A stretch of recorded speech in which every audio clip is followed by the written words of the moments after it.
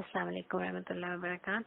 سورہ بقرہ آیت number 60 and onwards. اعوذ باللہ من الشیطان الرجیم، بسم اللہ الرحمن الرحیم۔ سورہ بقرہ میں اس وقت بنی اسرائیل پر جو اللہ تعالیٰ نے کرم کیے اور جو ان کو نعمتیں عطا کی، ایسی نعمتیں جو ان سے پہلوں میں کبھی کسی کو نہیں عطا کی، اور جو معجزات ان کو عطا کیے، جو میریکلز ان کو عطا کیے، اللہ تعالیٰ ان کا ذکر کریں۔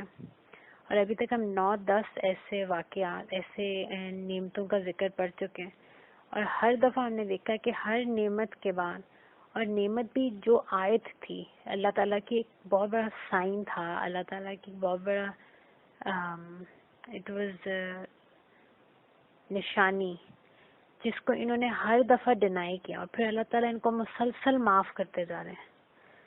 تو انہی نعمتوں کا ذکر ابھی آگے چل رہا ہے کہ وَإِذِ اسْتَسْقَىٰ مُوسَىٰ لِقَوْمِهِ وَإِذ، اور جس وقت استسقا موسیٰ لقومی، حضرت موسیٰ علیہ السلام نے اپنی قوم کے لیے پانی مانگا، فَقُلْ نَضْرِبْ، پس قُلْ نَضْرِبْ، ہم نے ان سے کہا کہ ضرب لگائیں، بِعِصَاكَ الْحَجَرَ، بے ساتھ یا یوز کرتے ہوئے عصا، اپنے ان کے ہاتھ میں ایک سٹک ہوا کرتی تھی، تو اللہ تعالیٰ نے کہا کہ آپ ضرب لگائیں۔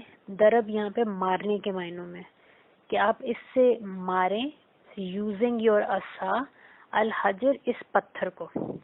اب یہ جب صحرا میں یہ بنی اسرائیل ایز اے قوم، I told you they were in millions، and جب یہ صحرائے سینا میں سفر کر رہے تھے تو انہوں نے وہاں پہ حضرت موسیٰ علیہ السلام سے پانی مانگا، طلب کیا۔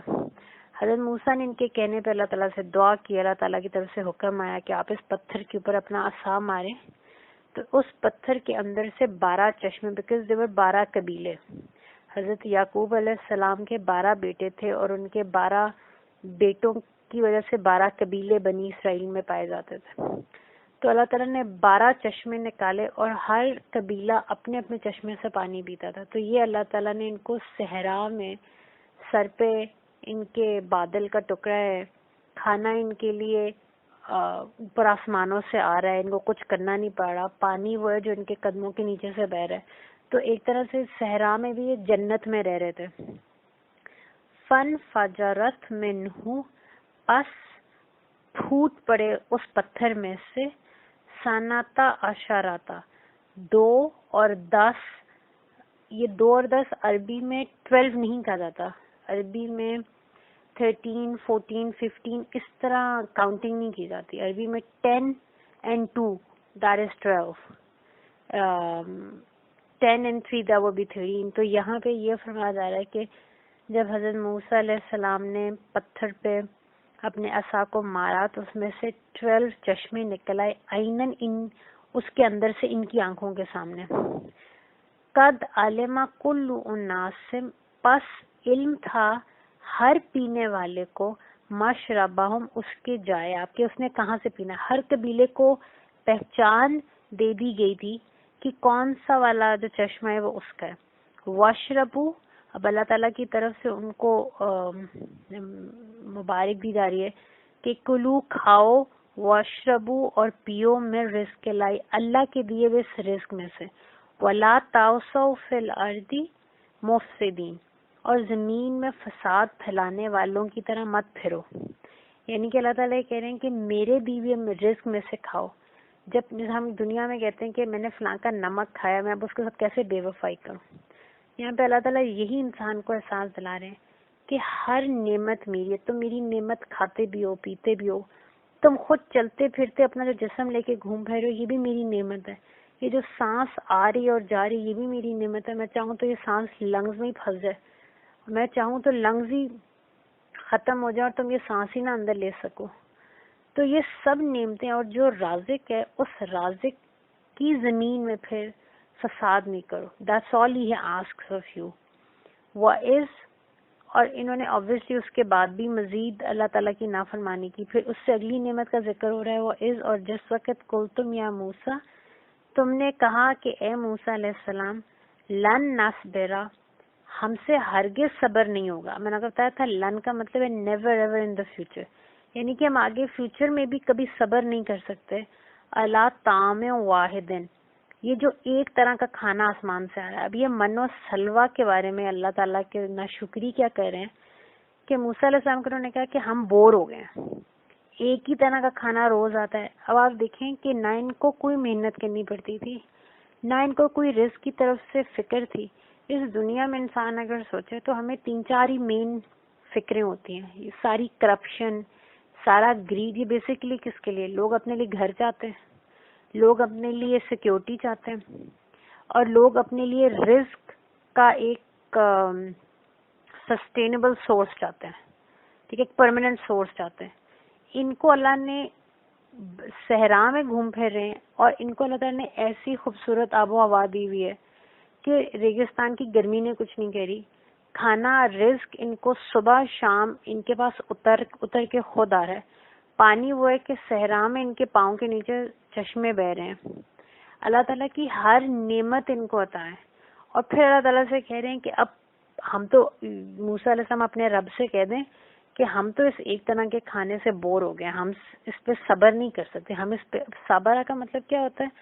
اللہ کی رضا میں راضی ہونا, to show grace under pressure, that صبر.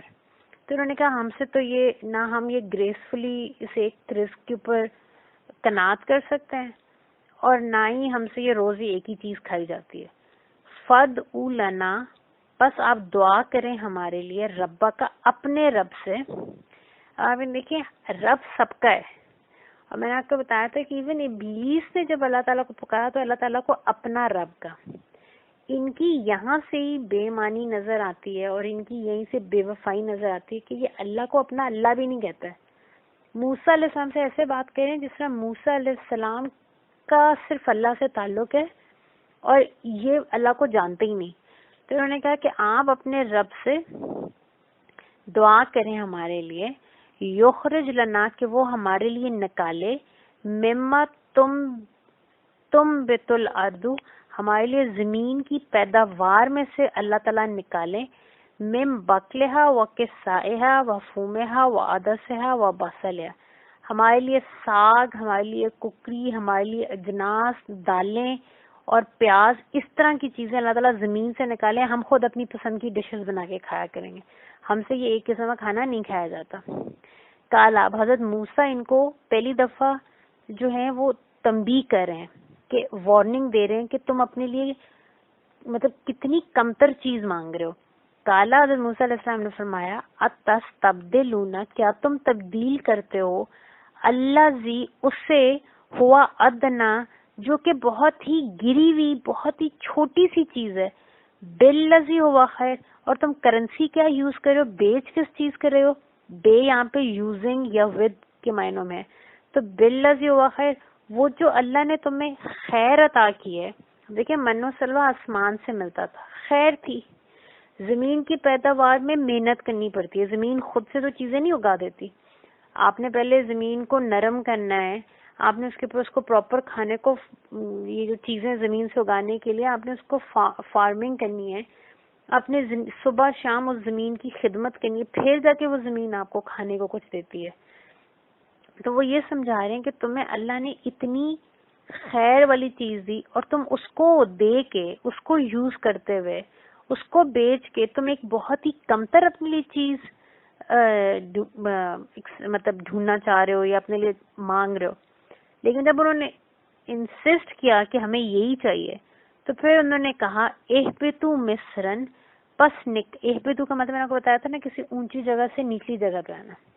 تو اب کیونکہ یہ بہت بڑے مقام پہ تھے, لاڈ کے مقام پہ تھے, اللہ کی رحمتوں کے مقام پہ تھے, اللہ تعالیٰ کی محبت کے مقام پہ تھے, انہوں نے کہا کہ اچھا اس مقام سے اتر جاؤ, اب یہ نعمتیں اب تمہارے لیے نہیں ہیں, یو ڈونٹ ڈیزرو دیم, تم مفت میں آئی ہوئی نعمت کے اوپر بھی اللہ کے ساتھ ناشکری کر رہے ہو, تو بس تم یہاں سے اتر جاؤ کسی سٹی کی طرف. مصر کہتے ہیں عربی میں سٹیز کو. تو انہوں نے کہا کہ ٹھیک ہے تم پھر کسی شہر کی طرف نکل جاؤ. فَإِنَّ لَكُمْ مَا سَأَلْتُمْ, بس وہاں تمہیں ملے گا وہ جس کا تم سوال کر رہے ہو, یعنی کہ جو تم مانگ رہے ہو. وَضُرِبَتْ عَلَيْهِمُ الذِّلَّةُ, تو اللہ تعالیٰ فرما رہے ہیں, اور ایونچولی ہم نے ضربت, مار دی ان کے اوپر, لکھ دی ان کے اوپر, علیہم الذلۃ, ذلت, والمسکنۃ, اور ناداری. یعنی کہ آپ دیکھیں ایک انسان ہے, اس کو گھر میں بادشاہ ہوتا ہے اس کو اپنے ہاتھ سے کچھ نہیں کرنا پڑتا، اس کے لیے لوگ خدمت کرتے ہیں.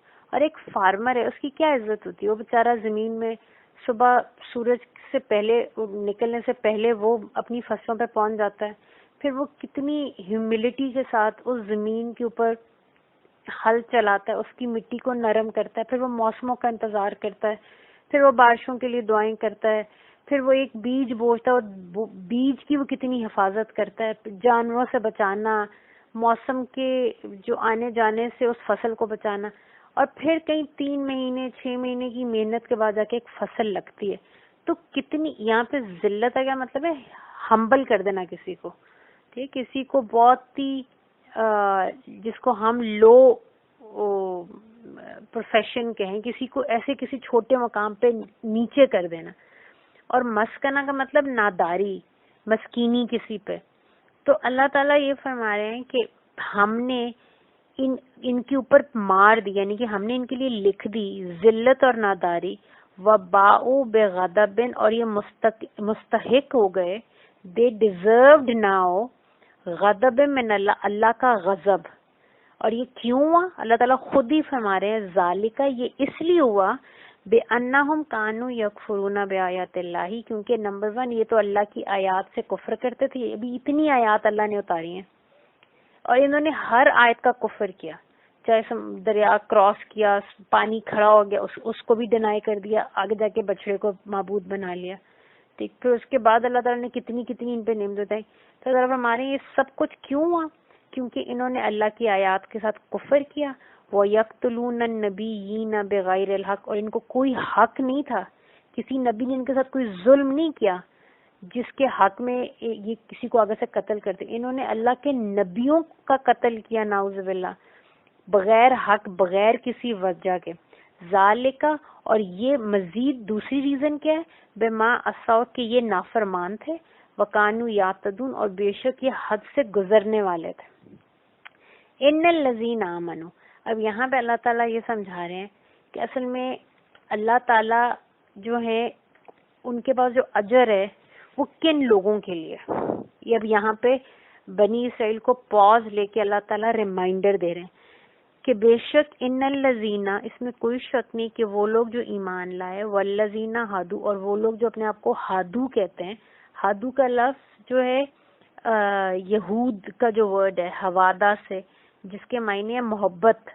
اتنا خوبصورت انہوں نے اپنے لیے لفظ، خود اپنا یہ نام. ویسے تو آپ کو پتہ ہے حضرت آدم سے لے کے بابا رسول اللہ صلی اللہ علیہ وسلم تک ہر نبی نے اپنے آپ کو مسلم کہا ہے، ہر نبی مسلم ہے. لیکن یہ پہلی دفعہ تھی کہ یہود نے ایک پرسنالٹی کے نام پہ اپنا نام رکھ دیا، اور انہوں نے حضرت یعقوب علیہ السلام کے جو بڑے بیٹے تھے ان کے نام پہ اپنے آپ کو یہودی کہا. اسی طرح جو عیسائی تھے حضرت عیسیٰ کے نام پہ عیسائی ہو گئے. بعض اپنے آپ کو نصرانی کہتے تھے کیونکہ وہ حضرت عیسیٰ علیہ السلام کی نصرت کرنے ان کے ہیلپرز تھے، تو انہوں نے کہا کہ ہم نصرانی ہیں.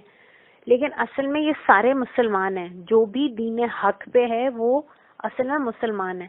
تو اللہ تعالیٰ یہاں پہ یہ بتا رہے ہیں کہ بے شک وہ لوگ جو ایمان لائے، اور وہ لوگ جو اپنے آپ کو ہادو یعنی کہ جیوز کہتے ہیں، والنصارہ، اور جو اپنے آپ کو عیسائی کہتے ہیں، کرسچنز کہتے ہیں، وہ سابئین کہتے ہیں. جتنے بھی یہ جو لوگ پہلے تو کہیں ڈیوائن میسج کے اوپر رہے، لیکن بعد میں وہ ڈسٹارٹ ہو کے بعد میں کوئی آگ کو پوجنے لگ گیا، کوئی سانپوں کو پوجنے لگ گیا، کوئی بتوں کو پوجنے لگ گیا.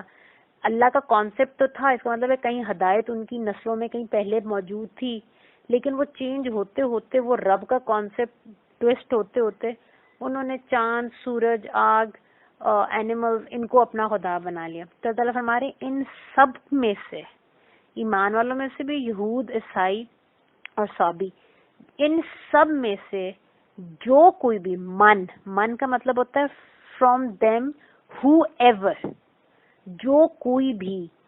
شرط کیا ہے؟ آمنا باللہ، جو کوئی بھی اللہ پر ایمان لایا. اب دیکھیں اللہ پر ایمان لانے کا مطلب یہ نہیں ہے کہ کوئی یہ کہہ دے میں مانتا ہوں اللہ ایک ہے. یہ تو اللہ کی توحید ہے، اللہ کو ایک ماننا. اللہ پر ایمان لانے کا مطلب یہ کہ اللہ نے جو جو حکم دیے ان حکم کو ماننا. اللہ پر ایمان لانے میں یہ سب انکلوڈیڈ ہے، نبیوں پر ایمان لانا، اللہ کی تمام آسمانی کتب پر ایمان لے کے آنا، تقدیر پر ایمان لے کے آنا، حیات بعد الموت پر ایمان لے کے آنا. اب یہ سارے جزو ہیں اللہ پر ایمان لانے کے. اللہ کو مطلب جس طرح کہتے ہیں نا کہ بعض لوگ ہوتے ہیں اللہ کو تو مانتے ہیں اللہ کی نہیں مانتے. تو اللہ کو ماننا اور اللہ کی ماننا میں کوئی فرق نہیں ہے. جو اللہ کو دعویٰ کرتا ہے میں اپنے اللہ کو مانتا ہوں، اس کا مطلب ہے وہ اللہ کی مانے گا بھی. ورنہ نعوذ باللہ آپ کیا کہہ رہے ہیں کہ میں ٹھیک ہے اللہ تعالیٰ کو میں مان لیتا ہوں، میں اس کے اقتدار کو نہیں مانتا. اللہ کی نہ ماننے کا مطلب یہ ہے کہ میں اس کے حکم کو نہیں مانتا. ٹھیک ہے اللہ تعالیٰ کہیں بیٹھے ہوئے ہیں، نعوذ باللہ. یہ ایسے ہی جس طرح ہم جو اس ملک میں رہتے ہیں ہم کہتے ہیں کہ جی ٹھیک ہے اوپر ہمارے پرائم منسٹر پریزیڈنٹ ہیں، وہ ہیں، ہم مانتے ہیں کہ وہ پریزیڈنٹ اور پرائم منسٹر ہیں، یہ ان کا عہدہ ہے، ہم اس عہدے سے انکار نہیں کرتے، لیکن ہم ان کے بنائے ہوئے قوانین اپنے علاقے میں نہیں چلا سکتے. ہم اپنے علاقے میں اپنا قانون چلائیں گے. اس کا مطلب کیا ہے کہ آپ ریٹ آف دا گورنمنٹ، آپ اختیار کو چیلنج کر رہے ہیں. آپ کہہ رہے ہیں ان کا مجھ پہ اختیار کوئی نہیں ہے. تو جو لوگ یہ کہتے ہیں کہ ہم اللہ کو تو مانتے ہیں اللہ کی نہیں مان سکتے، وہ کیا کہہ رہے ہیں بیسیکلی کہ ٹھیک ہے اللہ ایز اے کانسیپٹ ایک ہستی ایک ذات ہے، اس کو ہم مانتے ہیں، ہم یہ نہیں کہہ رہے کہ وہ ہے نہیں، لیکن ہم اس کا حکم نہیں مان سکتے کیونکہ ہم اس کا اختیار ماننے سے انکاری ہیں. اب دیکھیں ابلیس میں اور اس انسان میں کیا فرق ہے پھر. ابلیس نے بھی تو یہی بات کی تھی، شرک تو اس نے بھی نہیں کیا، مگر اس نے بھی تو یہی کہا تھا کہ اللہ تعالیٰ آپ کا یہ حکم نہیں مان سکتا، میری میں بہت بڑی ہے. تو اس لیے یہ انڈرسٹینڈ، کیونکہ بعض لوگ اس آیت کو پڑھ کے کہتے ہیں کہ اس کا مطلب ہے ضروری نہیں ہے ہم حضور پاک صلی اللہ علیہ وسلم پر ایمان لائیں، ہم کرسچین اور ایز جیوز اور ایز باقی چیزوں کو پوجنے والے بھی ہم اس آیت میں انکلوڈ ہوتے ہیں. ایسا نہیں ہے، کیونکہ اللہ تعالیٰ کہہ رہے ہیں کہ تم چاہے ایمان والوں میں سے، چاہے پیدائشی مسلمان ہو، چاہے تم جیوز میں سے ہو، کرسچنز میں سے ہو، یا کسی بھی قسم کی آبجیکٹ کی تم عبادت کرنے والے ہو، تم میں سے جو کوئی بھی اللہ پر آمنا ایمان لائے گا باللہ ساتھ اللہ کے، یعنی کہ اللہ کے تمام احکامات کو مانے گا، جس میں اللہ تعالیٰ ہی فرما رہے ہیں کہ میرے نبی کریم صلی اللہ علیہ وسلم پر ایمان لاؤ. قرآن ہی میں اللہ تعالیٰ فرماتے ہیں کہ بے شک ان دین عند اللہ الاسلام، کہ بے شک دین اللہ کی نزدیک، عند اللہ اللہ کی بارگاہ میں، اللہ کی بارگاہ میں اللہ تعالیٰ کے نزدیک دین کیا ہے؟ اسلام. اسلام وَمَن يَبْتَغِ غَيْرَ الْإِسْلَامَ دِينًا فَلَن يُقْبَلَ مِنْهُ، بس جو اس کے علاوہ کوئی دین لے کے آئے گا اللہ قبول نہیں کرے گا. اب یہ اللہ کا حکم ہے، تو جو ایمان لایا اللہ پہ، اس کا مطلب ہے اس کو اللہ کے تمام احکامات ماننے پڑیں گے. تو اللہ تعالیٰ فرما رہے یہودی، کرسچینز، مسلم، whoever you are, as long as تم اللہ پر ایمان لے آؤ. اور اب میں نے آپ کو بتایا تھا یوم الآخر، حیات بعد الموت اللہ پر ایمان لانے کا ہی ایک ایلیمنٹ ہے، ایک جزو ہے. لیکن اس کو الگ سے کیوں بیان کیا جا رہا ہے؟ کیونکہ اس کی امپورٹنس بہت ہے. یہ آپ کا ٹرو نارتھ ہے، یہ آپ کی زندگی کی ڈائریکشن دیتا ہے. یہ کانسیپٹ کہ میرے رب سے میری ملاقات ہونے والی. بھی ہم تھوڑی آیات پیچھے ہم نے پڑھا کہ اللہ تعالیٰ فرماتے ہیں کہ یہ وہ لوگ ہیں، خشیت کون رکھتے ہیں اللہ کی، جن کو اللہ سے ملاقات کے اوپر کوئی شک نہیں، ان کو پتہ ہے کسی بھی لمحے اللہ کی بارگاہ میں حاضری دینی. تو اس لیے یوم الآخر جو کہ ہے ایک جزو اللہ پر ایمان لانے کا، لیکن اس کو الگ سے صرف اس کی امپورٹنس ہائی لائٹ کرنے کے لیے الگ سے بیان کیا گیا کہ جو کوئی بھی ایمان لائے گا اللہ پر، اور اس کے اندر ایمان بالآخر یعنی کہ آخرت کے دن کا ایمان بھی اس کا ایک پارٹ ہی ہے. وہ عاملہ صالحن، اور ساتھ پھر وہ نیک عمل بھی کرے گا. صرف زبان سے یہ باتیں نہیں کرے گا، اس کا عملاً ثبوت بھی دے گا اپنے ایمان کی. لیکن میں نے پہلے بھی کہا تھا کہ حضرت علی سے کسی نے پوچھا تو آپ نے فرمایا کہ علم وہ ہے جو جسم میں جذب ہو جاتا ہے اور پھر عمل کے صورت میں ظاہر ہوتا ہے. تو اس لیے میں نے ساتھ بھی آپ سے ریکویسٹ کی تھی کہ آپ قرآن پاک میں نوٹ کرتے جائیے گا کہ جب جب ایمان کی بات آئے گی اس کے ساتھ عمل صالح ضرور لکھا ہوگا. اللہ تعالیٰ کو اکیلا ایمان ایکسیپٹڈ نہیں ہے، اور نہ ہی صرف اکیلے اعمال صالح وداؤٹ اینی ایمان، بیکاز وہ پھر ایک چیریٹی ہے.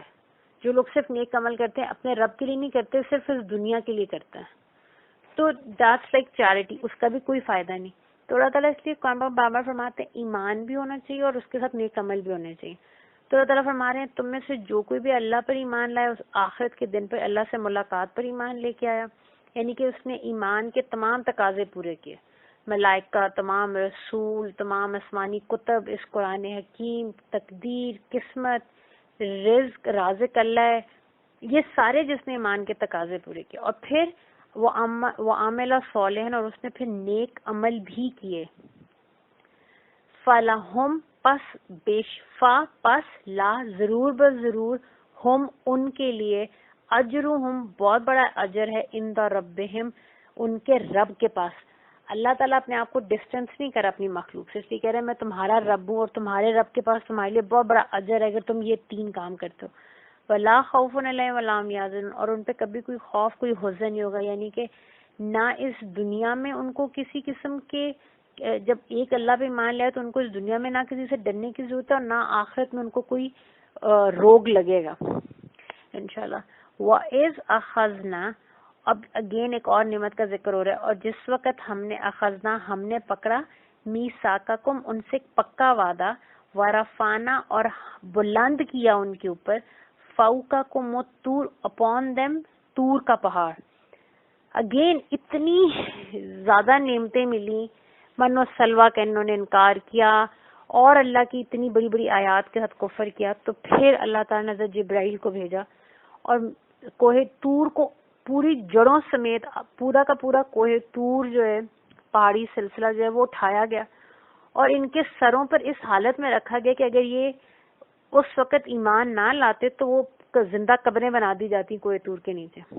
تو جب ان کے سروں پہ وہ اٹھایا اور انہوں نے دیکھا کہ اب تو یہ ہماری موت سامنے ہے، تو کیا اب انہوں نے کہا خذو، ان سے کہا یہ گیا کہ پکڑو ما آتیناکم جو ہم تمہیں عطا کریں، یعنی کہ توریت کے اوپر عمل کرو، بے قوت مضبوطی کے ساتھ، یعنی کہ توریت کو صرف ہاتھوں میں نہیں پکڑنا، توریت کو پڑھنا ہے، اس کو سمجھنا ہے، اس کو انٹرنلائز کرنا ہے، اس کو اپنی فطرت کا حصہ بنانا ہے احکامات کو، اور پھر ان کے مطابق جینا ہے.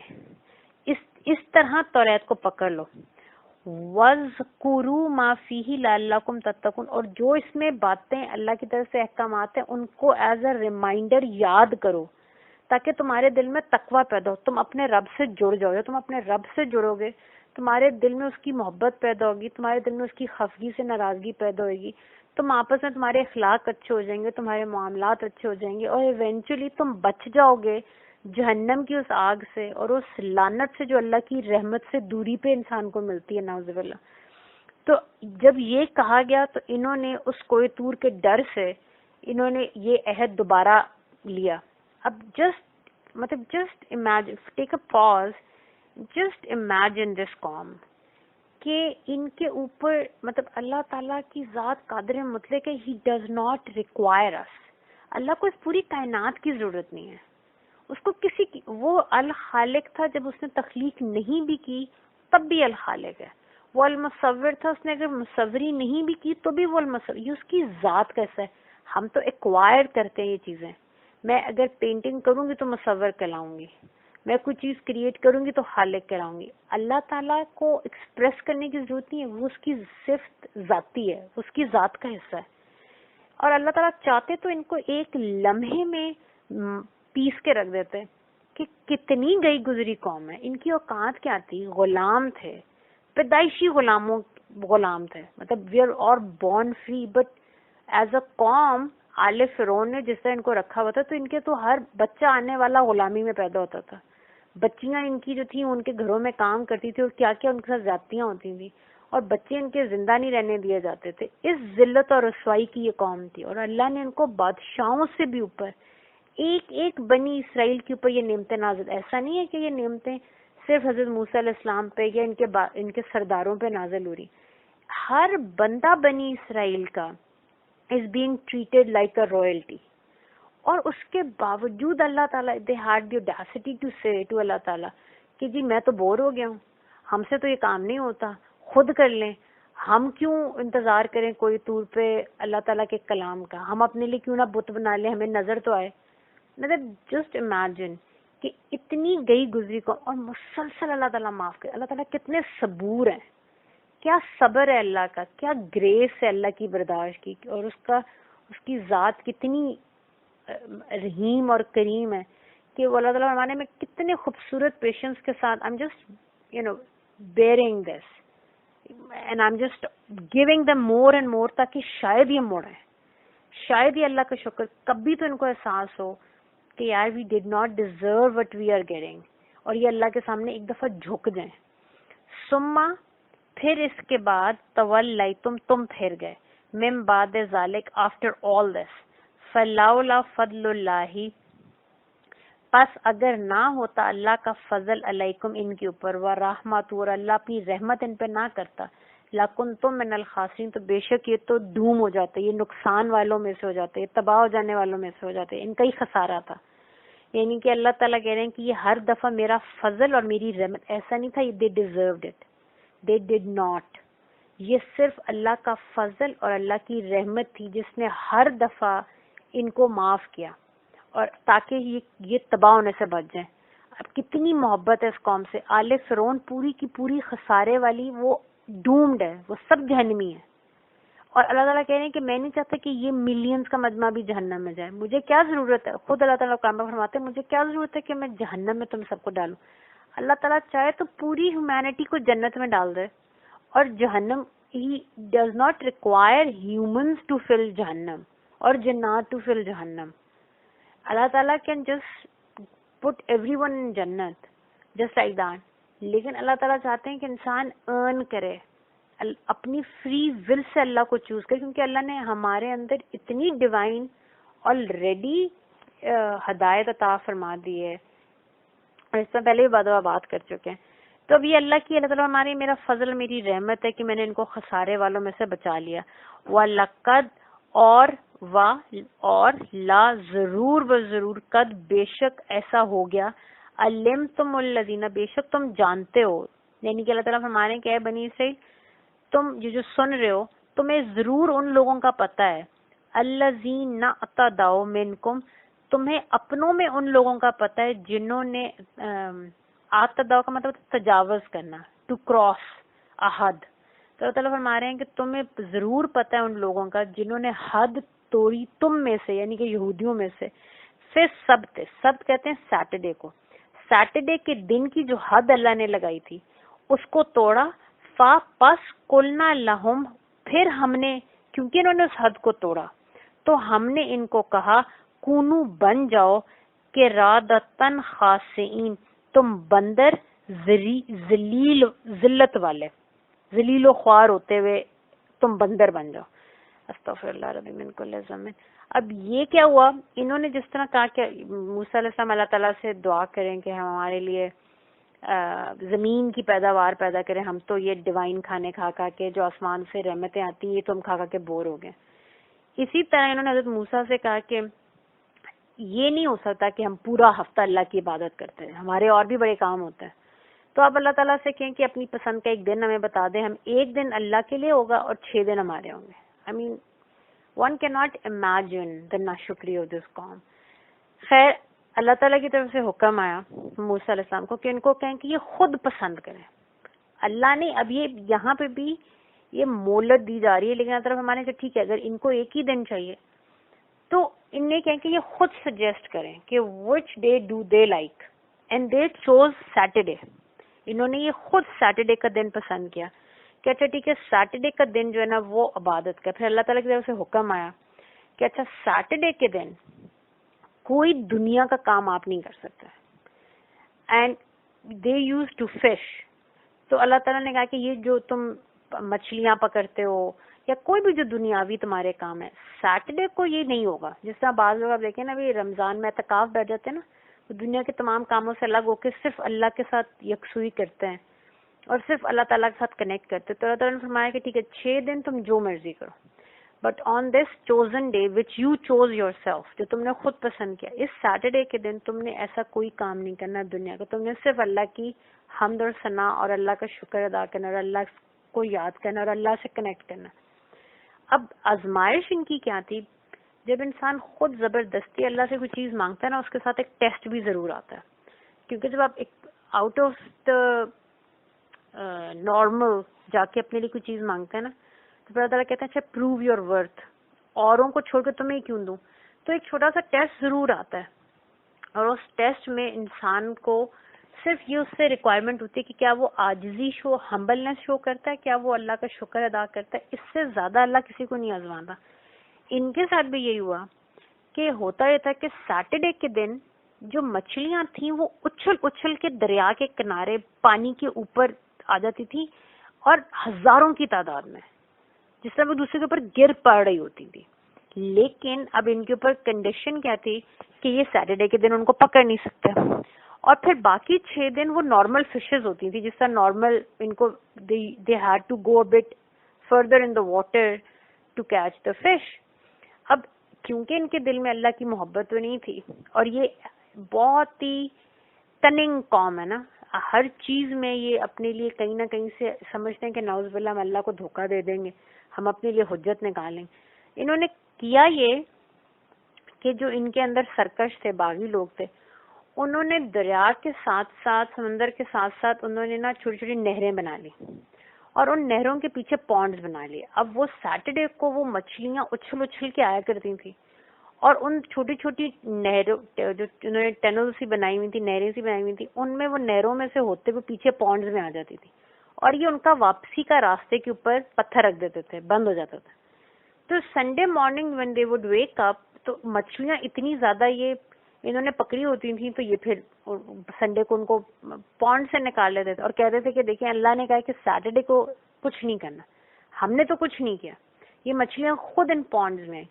اب یہ اللہ کو نعوذ باللہ دھوکہ دینے کی ان کی کوشش ہے، لیکن وہ اللہ علیم ہے، اس کے پاس ساری حکمت ہے، اللہ کو تو کوئی دھوکہ نہیں دے سکتا. تو اس گناہ کی وجہ سے یہ اللہ سے مذاق کر رہے تھے، اس کی وجہ سے اللہ تعالیٰ نے وہ جن نے یہ کام کیا بنی اسرائیل میں، جس نے اس گناہ میں جو ملوث تھے، اللہ تعالیٰ کی طرف سے ان کو بندر بنا دیا گیا. استغفر اللہ. اچھا اب یہاں پہ 2 قسم کی ویوز ہیں. ایک ویو یہ ہے علماء کا کہ یہ لوگ بندر تو نہیں بنائے گئے تھے فزیکلی، لیکن ان کے اندر جو ان کی فطرت تھی، خصلتیں جو تھیں، ان کی عادتیں بندروں والی، جانوروں والی ہوگی، اور یہ اسی حیوانیت کے اندر ایک دوسرے کے ساتھ لڑ مر کے یہ جو ہے یہ ختم ہو گئے. اور دوسرے جو اسکول آف تھاٹ ہے وہ یہ کہتا ہے کہ نہیں، یہ اصل میں جانور بنائے گئے تھے، ان کی شکلیں بدل گئی تھیں ان کی، اور یہ فیروشیس ہو گئے تھے لائک دیم، اور یہ اسی طرح مر گئے. اچھا اب یہ دونوں میں سے آپ جس کو بھی مرضی صحیح سمجھ لیں کہ یہ فزیکلی ٹرانسفارم ہو گئے بندروں میں، یا پھر صرف یہ they started acting like animals اور یہ اس طرح مر گئے. جو بھی ان دونوں میں سے چیز آپ کو صحیح لگتی ہے، آپ کو زیادہ اپیل کرتے، یو کین ایکسپٹ دیٹ. لیکن جو اس میں ایک چیز ہے جس پہ one should not be confused, ایک چیز پہ انسان کو ضرور کلیئرٹی ہونی چاہیے. ایسا نہیں ہے کہ یہ جو بندر بنا دیے گئے انہوں کی آگے نسلیں بھی چلتی رہیں اور وہ بندروں کے ہاں بندر ہی پیدا ہوتے رہے، جیسا یہ ڈارون تھیوری ہے. ٹھیک ہے، کچھ لوگ کہتے ہیں کہ اچھا یہ جو بندر بنائے گئے تھے نا انسان، یہ وہ ڈارون تھیوری والے جو فرام بندر ٹو ہیومنز جو ٹرانسفارمیشن ہوئی ہے، ایوولوشن ہوا ہے، یہ وہ تھے. ایسا نہیں ہے، یہ عذاب تھا ان کا بندر بننا. ایسا نہیں تھا کہ یہ انہوں نے پھر اس کے ساتھ 30-40 سال زندگی گزاری. ایک چھوٹے سے ٹائم فریم ان پہ گزرا جس کے اوپر ان کے اوپر یہ عذاب کے طور پہ یہ سزا آئی، اور اسی عذاب میں یہ سارے کے سارے مر گئے. ایسا نہیں تھا کہ انہوں نے آگے بچے پیدا کیے اور ان کی ایک نسل چلی بندروں کی. استغفر اللہ. فجعلناہا، پس ہم نے بنایا ان کو، یہ جن کو بندر بنا کے ختم کر دیا گیا، ذلت اور رسوائی کی موت دی گئی ہے. طرف ہمارے یہاں فجعلناہا نکالا لما بین یدیہا وما خلفا، پس ہم نے بنایا نکالن عبرت ان کو، لی فار ما جو کوئی بین یدیہا ان کے ہاتھوں کے آگے، یعنی کہ جو لوگ موجود تھے آنے والے تھے ان کے لیے بھی یہ عبرت ہے، وما خلفا، اور جو پچھلے لوگ گزر گئے بنی اسرائیل میں ان کے لیے بھی یہ واقعہ ہمیشہ عبرت رہا ہے. وَمَوْعِظَةً لِّلْمُتَّقِينَ، اور مومنین کے لیے جو اللہ سے ڈرنے والے ہیں ان کے لیے یہ عبرت سے بڑھ کے یہ ایک نصیحت اور موعظ کہتے ہیں، موعظتن کہتے ہیں واز کو نا، واز کا مطلب نصیحت کرنا، کسی کو اچھی بات کی طرف بلانا، تذکرہ کرنا، حضور صلی اللہ علیہ وسلم کا اسم مبارک بھی ہے۔ تو اللہ تعالیٰ فرما رہے ہیں کہ بے شک یہ جو واقعہ بہت بڑا عبرت کا ہے، نشان ہے، لیکن جو اللہ گاڈ کانشیس لوگ ہیں، اللہ تعالیٰ کے ساتھ جڑے ہوئے لوگ ہیں، ان کے لیے عبرت سے بڑھ کے اس کے اندر ایک بہت بڑی نصیحت ہے، ایک بہت بڑا پیغام ہے، جس کی وجہ سے وہ اپنے رب کی نافرمانی نہیں کرتے، اپنے رب سے محبت کرتے ہیں، اس کی نعمتوں پہ شکر ادا کرتے ہیں۔ اگر وہ اپنی حیثیت سے بڑھ کے کچھ اللہ سے مانگتے ہیں تو پھر اس کا ڈبل شکر ادا کرنے کی کوشش کرتے ہیں، ڈبل ہیوملٹی شو کرتے ہیں۔ ٹھیک، صدق اللہ العظیم۔ کیا میں قرآن پاک پڑھتے پڑھاتے سمجھتے کی غلطی کوتاہی لرزش کوتاہی ہوئے تو بخش دے اور معاف کر دیں۔ قرآن پاک کا یہ پڑھنا تمام انبیاء کرام، تمام رسول صلی اللہ علیہ وسلم، تمام انبیاء اور رسول، تمام اہل بیت طاہرین رسول پاک صلی اللہ علیہ وسلم، صحابہ اکرام، امت میں جتنے انبیاء فوت ہو گئے، شہیدوں کو زندہ اور قیامت تک آئیں گے، کل ٹائم اسپیس میں موجود تمام سابقون اللہ صالحین اور ملائکہ رجال وغیرہ بابا رسول صلی اللہ علیہ وسلم کی مدد غلام بیٹی کی طرف سے اپنی شان کریمہ کی شایان نشان اپنی بارگاہ میں قبول کرتے ہیں، ہم سب کی طرف سے ہدیہ بارگاہ رسول صلی اللہ علیہ وسلم میں پہنچا دیں، اور دنیا اور آخرت میں قرآن حکیم کے کلمہ کامل ہدایت شفاعت خیر و برکت نصرت اللہ اور صحبت ہم سب کو معتمد اور ارشاد اور بات فرمائے۔ جزاک اللہ خیر۔